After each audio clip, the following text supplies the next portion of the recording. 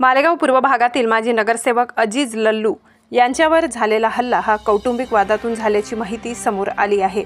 परंतु त्यांच्यावर अज्ञातांनी हल्ला केल्याची बातमी गावभर पसरली होती। लोकांनी सोयीनुसार त्यांचे अर्थ लावून घेतले होते। या घटनेतून काही लोकांकडून पोलिसांच्या कार्यक्षमतेवर प्रश्नचिन्ह उपस्थित करण्यात आले होते।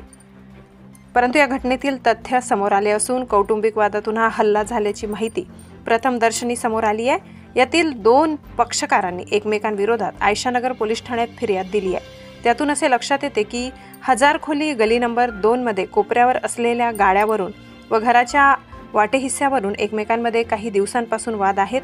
त्यातून हे प्रकरण घडले असल्याचे समजते।